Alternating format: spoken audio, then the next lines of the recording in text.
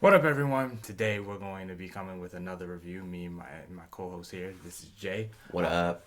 I'm Hood, as you know. And what we're going to be talking about today is House of the Dragon because that just wrapped, Yeah.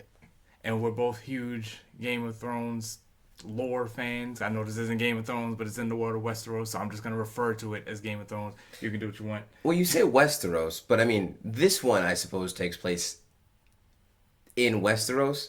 But Game of Thrones as a whole is more than just Westeros because there's also Essos, which actually, in House of the Dragon, they're in Essos for a little bit when they gotta fight the crab dude. So I'm just going to refer to it as Game of Thrones for simplicity because shit like that happens. I had never heard of Essos. I guess I haven't been paying close enough attention. Essos is where all of Daenerys' adventure takes place. Really? Yes. I thought that was in Dothraki. And George R. R. Martin pronounces it Dothraki, so I'm pretty certain that I have to change my pronunciation because I mean that's the guy, like the guy is pronouncing it Dothraki, so I kind of feel like that means we're wrong. You know what I mean? It'd be kind of presumptuous to say that. Well, I mean, you say that, but also the Nolan movies pronounce it Faraz Al Ghul, and you're fine with that when it's Raish. Sure, but the difference between Christopher Nolan adapting Dark Knight and George R. R. Martin talking about Game of Thrones or A Song of Ice and Fire is that George R. R. Martin didn't adapt A Song of Ice and Fire. He wrote A Song of Ice and Fire. So his pronunciation, I feel like, just kind of trumps everything. I guess. I'm realistically, I'm not going to correct it. Like, I like to point it out when I hear people say it wrong because, one of those moments. Actually. Yeah, exactly. But anyway, I don't want to go on a tangent for 6 minutes about, nonsense. We're here to talk about House of the Dragon. That's what we're going to be discussing. Anything that has happened from episode 1 to the finale is potentially to be spoiled. We're not going to go through the entire thing. We'd be here all night. Right. And I don't like them enough. But I'm kidding. I love you. Anyway, so, just sit back and let us ramble about House of the Dragon for a little bit. Starting off with just like a basic overview of the series, I really enjoyed it. I'm gonna do my best, and we talked about this. We're both gonna do our best to try and not compare it to Game of Thrones or like bring up Game of Thrones as a whole. I will say, in the vein of Game of Thrones media, I think it sets out to execute what it wants really well. Like Game of Thrones of old, it really is never a dull moment. I think the writing is good, even great, and sometimes. And maybe it's because I haven't gone to rewatch it like I've watched season 1 of Game of Thrones. But there's nothing specifically that stands out to me. No, like, real one-line hard hitters that, like, stick in my mind the way that the first season of Game of Thrones did. But, I mean, this is also brand new. It's freshly wrapped. Gotta go back and rewatch it. And I'm sure there's gonna be a bunch of, like... Because when I watch Game of Thrones, I'm more here for the political drama and the wordplay. And I think the action comes second. And while there isn't as much action in this season as there was in the first season of Game of Thrones, it is there, and they kind of just talk about like the world and the right of power and things like that. So the political drama is there and the writing is there. I think what I'm more impressed with though is the acting. I don't know any of those people, but that's also because they usually don't cast anybody in these type of shows that like are familiar faces for your average Joe Schmo. I know Paddy Considine is a really big name apparently. Is he? Yeah, apparently. I never heard of this dude. Yeah, exactly. I've never seen Deadwood. Right. Same thing with Emma D'Arcy. Apparently, they're also a really big name, but like I don't know these people.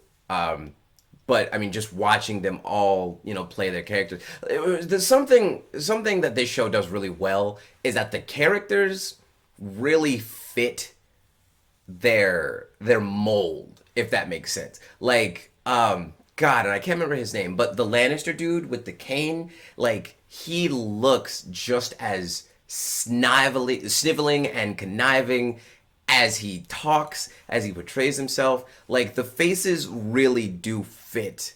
But yeah, I mean, as a whole, I really enjoyed it. But what about you? I think I was sold from jump.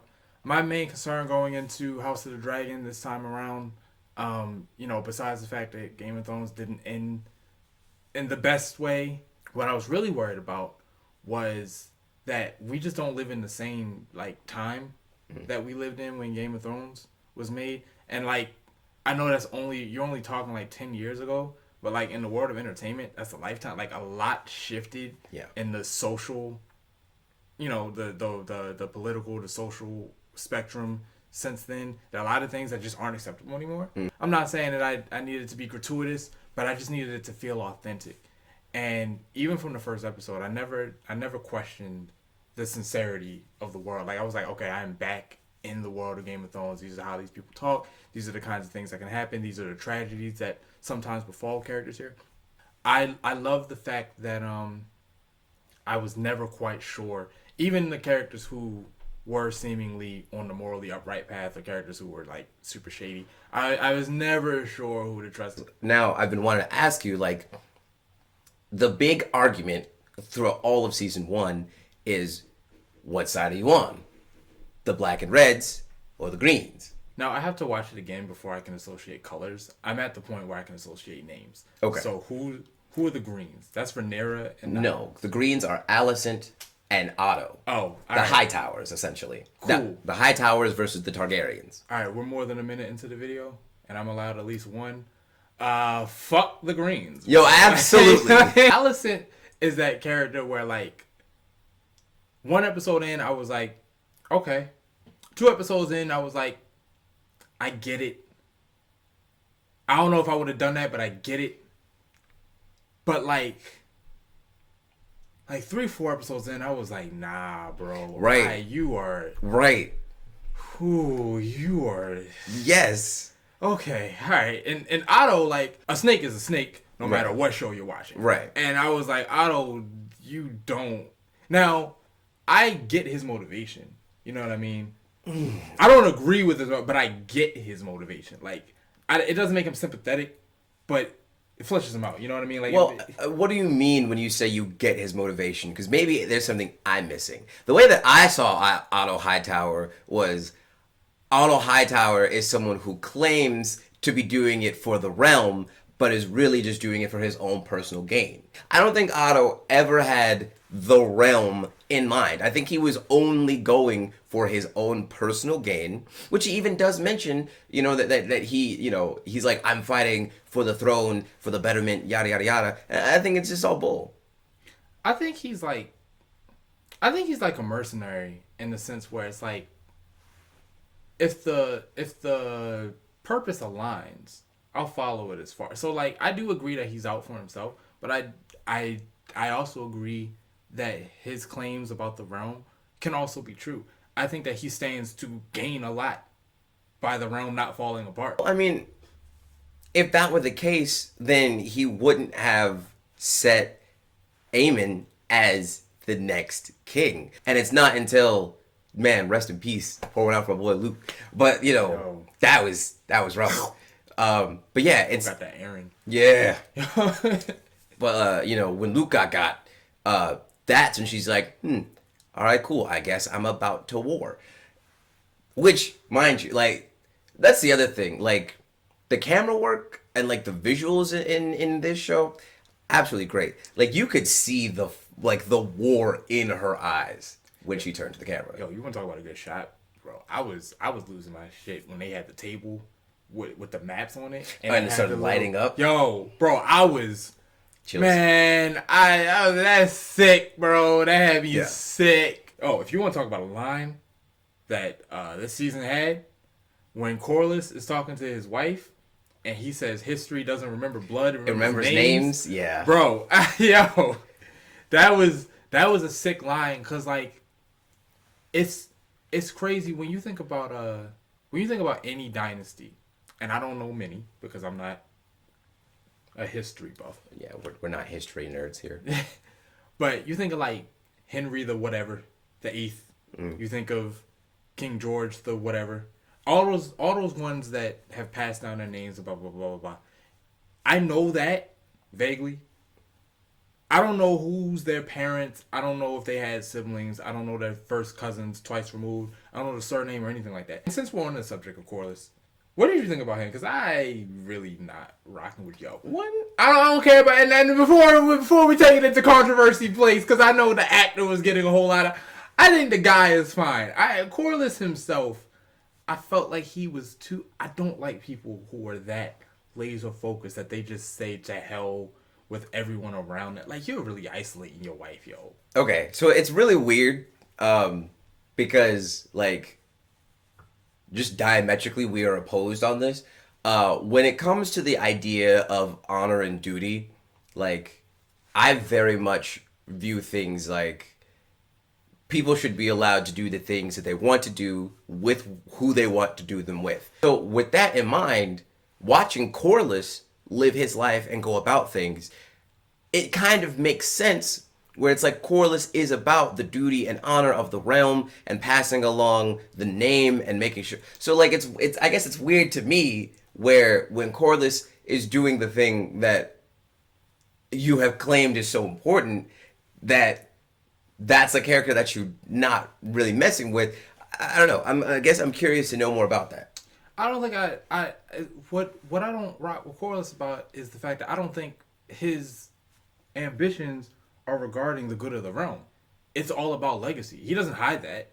You know, like, he wants his name to be remembered. You know what I mean? He wants his. That's why he could care less if his bloodline is even in the running. Like, it's just like, as long as they associate that name with this name, you know, who cares? Like, ain't nobody doing DNA tests. You know what I mean? Like, Right.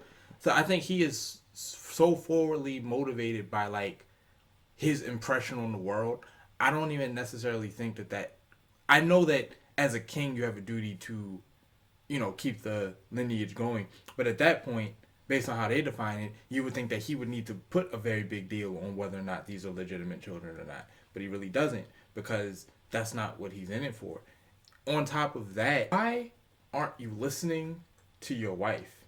You know what I mean? Like, in the first episode, we go, the queen that never was, and you just you're kind of conditioned to look at Rhaenys like this bitter old woman who basically throughout the entire series, her whole thing has been, you screwed me out of a throne. But as the show goes on and you start to realize, it's like she forgave it, she moved on. She just wants to kind of make the best with the life she has. And it's this guy who, like, you won't let this go. Now, credit where credit is due, he does side with Rhaenyra when it's time to go to war, so I can at least give him respect for that. They told me my collar was all messed up. Now everybody's gonna look at it like, oh, this boy don't know how to dress. Yeah. You see what I'm wearing? I could agree. I think Corliss is very stiff, in the sense of like duty, honor. I can see it. You know, like that kind of stuff is back burner because it is about the legacy. I think that's something, and I mean, hey, House of the Dragon, it is a family drama. So I think that's something that's important to everybody. You say you're Team Rhaenyra, right? What does that mean, right? Like, why do you side with her outside of the fact that Alicent has just become a monster? Like, what is it about Rhaenyra that you're like, I can respect that? There's no additional reason. Like, it honestly, like the it's not the shadiness, because again, you kind of gotta be to some degree if you don't want to get your head cut in half. But like when Alicent finds out, for example, that the entire table has been scheming for years. Mm-hmm. This man, Cole, killed a dude at the table right then and there. Yo. And you just like, I mean, it be like that. Oh, but yeah. then I look at Alicent's team and it's like, I don't trust nobody here. I don't trust Nick Fury. I don't trust Otto Octavius. I don't trust none of them. The only guy that was worth trusting walked out. My man's Harold. Yep. That's the one thing about Rhaenyra that I really appreciate. She's not saying she wants to be queen because she feels like she wants to be queen. She's like, no, I was named to be the next heir by my father. My father's wish. I want to respect my father and run the seven kingdoms just as effectively as he did. It's never about personal gain. It's never about motive. It's never about I have to be the one to sit on the throne. Like she's not Cersei, you know. She's not even Marjorie, you know. So it's like Rhaenyra always feels genuine when she's talking about wanting to be queen, or not wanting to be, but more so having to be queen, because it's like, this is what my dad wanted, and my dad is king, and if you guys say that you respect the king as much as you say you do, then usurping me and putting someone else on there, or not recognizing my claim to the throne, that is treason, that is offensive. What are some of the shocking oh shit kind of moments for you, right? Viserys taking the mask off is definitely one. Oh yeah. The kid losing his eye. Daemon 1Ving the whole army. That was sick. Yeah. Rhaenys rolling up to the party like I got a dragon too, bitch. Like that was pretty solid. And I mean they're playing Corlys's brother getting his head taken off. You mean cut in half? Cut in half, yeah. Bro sliced it like a child's bologna sandwich, right? You don't need his tongue roll, but I mean, if you want it, there it is, bro. Like, yo, that was crazy to me. So, the incest factor of the show, which we all knew was going to be important because that's kind of the whole point of the Targaryens in, A Song of Ice and Fire, is just like. Like Cersei has that line where it's like it's a 50-50 shot if they're going to be a good king or they're going to burn down a city. So it's like we knew it was coming. I was looking forward to it. I know it's a depraved thing to say, but I was just like, all right, cool, let's do it. Yeah. But yeah, so talking about the last two episodes, I really liked how in every episode, Game of Thrones style, it bounces between locations. And decades. And decades. Yeah, right. But whereas Game of Thrones had so much going on in so many different places, they were bouncing between different parts of the world. This one is a really isolated story between two different families. So, you bounce back and forth to see what everyone's up to. I like how in episodes 9 and 10, episode 9 is all about the High Towers, right? It's like you don't see anybody on Rhaenyra's team, anyone in Rhaenyra's family, it's just them. And then in episode 9, with the exception of Otto, because Otto has to be there, to start the war, and Aemon, you don't see anybody, and it's all from Rhaenyra's perspective about, okay, well, now I know that this is happening, I know that they usurped me, and I really liked that split in tone. I think it gives a lot of I think it does a lot for the characters, just kind of giving them their own episode. The very last shot of the final episode really sets the tone for the upcoming events, and I think it's done well. I'm really curious to know how this is all going to play out, because obviously the Targaryen dynasty does not fall yet. Right. It eventually does, but we're not there yet. I don't even know the family tree. I don't know how far removed from the Mad King we are. Mm-hmm. So you can look it up online. But I'm not going to. Right. It's part of the fun being in the dark. I want to know what side of I guess to some degree. I mean, it's almost certain that Rhaenyra is going to come out on top in some regard, right? Because I mean, isn't she the one currently carrying the Targaryen name? Well, yeah. And it's funny you mentioned that. Upon rewatch of Game of Thrones, because I have been rewatching it for reasons, but there is a moment where Joffrey is explaining to Marjorie about some stuff about the Targaryens, and he mentions what happens to Rhaenyra. And does he? Yes. Wow. Yeah. And I remember watching that with my girlfriend, and I was like, oh, well, that's a spoiler. And you don't even realize it, because obviously hindsight is 2020. They probably didn't realize they were making this show. But they wanted to give some more lore and kind of nod to the books. So when Joffrey's talking to Marjorie and explaining about the dragon skulls and all, the septum and everything like that, he mentions a very key thing that happens to Rhaenyra, that I'm not going to, say because I know you said you want to be fresh just as much as I do. But I know I have that in the back of my mind, so like now I'm waiting for that. But until that point, I'm kind of like you said, I'm really just along for the ride.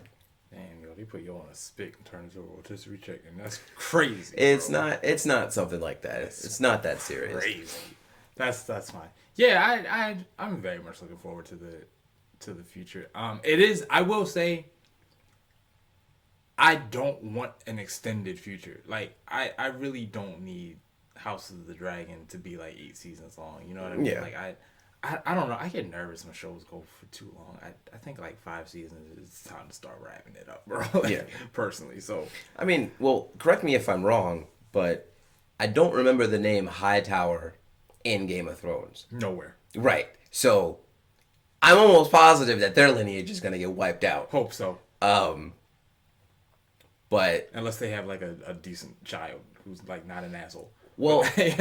I mean, the question begs is like because Alicent does have a daughter, right? So if the bloodline continues, she would be married off, and her last name would change. But You know what I was thinking earlier in the, like this is early in the show. I was looking at Allison and I was like, you have red hair. That probably doesn't mean anything. But I would humor the possibility that her line married into the Tullys and this is a ascendant of Catelyn. I would humor that idea. I don't, I'm not the guy who sits around and comes up with expansive theories and points to all whatever. But as like a just quick, in the world where everything means everything, and I know it doesn't, but in the world where it does, I was just like, oh, well, red hair. I know a key character in Game of Thrones who has red hair, so maybe. Yeah. We didn't really talk much about the time skip, but I think it serviced it well enough. There were times where it was a little jarring, but you came to expect it. Yeah. So even when they really jumped ahead, it was like, all right, cool. So it was a nice way to tell a story that otherwise would have taken seasons and seasons to really unfold. yeah, if you were to try and pick a favorite character, who would it be? Bernice. Interesting. I think it's really hard to pick a favorite character, because all these characters are so complex, right? Like the setting, and it's really crazy how like this show feels old compared to Game of Thrones, right? Like it really does feel like it's set in a primitive Westeros. Out of the characters that have stayed the most consistent, for better or for worse, I feel like you gotta give that to Viserys, which is why I think Viserys, if I had to pick, would probably have been my favorite character from the first season, just because I don't know. To me, he's always a joy to watch. The moments where he's like really genuine and smiling and like really just, I love my family. I care. Like the speech that he gave at the table.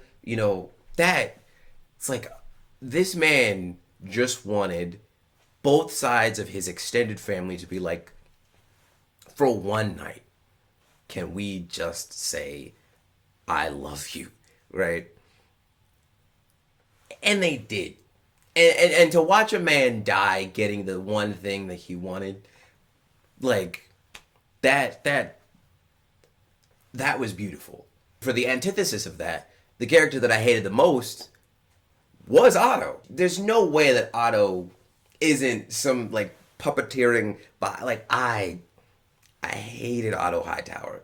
Fantastically played. Truly, you gotta love a good villain. And every good villain has their lackeys. And every good villain has their misunderstood characters. Which is what I think the Lannister is the lackey. And Alicent, I think, is extremely... Like, she's not misunderstood. She's misinformed. I hate her. Which you're allowed to. Your favorite character. You said Rhaenys. And I'm assuming Alicent would be your least favorite? Mm-hmm. The floor is yours. Rhaenys because... Rhaenys at no point is two-faced or anything like that. Like, she had the integrity to just say no or yes when it, when that's what she felt. You know what I mean? Like it's so I was enjoying the fact that I misjudged her so badly. Like there was a certain point where I was just like, y'all have had me really on this woman's case. Cause it's just like every time Corliss would make a move, I'm like, yo, cause this bitter woman won't let you go, yo. Like she holding you back and blah blah blah. She won't get you killed, chasing after her foiled ambitions or whatever. And she's sitting in the room. This man coming home late. She watching her stories or whatever. Like, yo, where you been? Ambition is one of those things where it's like, when you pull it off, I guess it's worth it. But cases like hers are kind of the reason it's worth letting go of fairly early, in the sense of like, if you're going for this all-encompassing whatever, it's really best to just set your sights on like more manageable things, if only because of the damage you do to the people around you in the pursuit of it. She just goes, I will be satisfied with the simple life if I can just have the things that really matter to me. And I was just like, and she pulled a Dreadwing. And you know how I love that. Like, she goes up to Rhaenyra, she goes, look, I'm letting you know that there's some shit popping off. And okay, so you're loyal to us now, right? Like, I ain't say I was joining your crusade. Like, she didn't bow. And honestly, when she didn't bow, that cemented it for me. Because it's just like, everybody is choosing sides and this, that, and the third, and blah, blah, blah. And Rhaenys just seems like a character who's invested in doing what's right.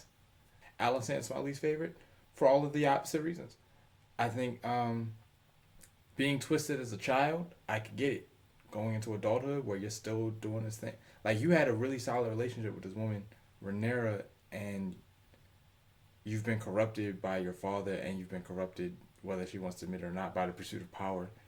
And it's just kind of hard watching her, because it's like, Alicent, I feel like, is everything I thought Rhaenys was, and I think that's why I might hate her as much as I love Rhaenys. House of the Dragon won the fantasy war this year. Like, oh easy. yeah, I'm satisfied. Are you satisfied? Yeah, I've said everything I've had to say. All right. Well, if you come here to listen to current events, talk about the news, or whatever's going on in Syria, you are definitely at the wrong place. If you want to listen to two homies talk about Star Wars for an hour, you've definitely come to the right place. So stay tuned for our future conversations. All right. We'll see y'all later. Peace.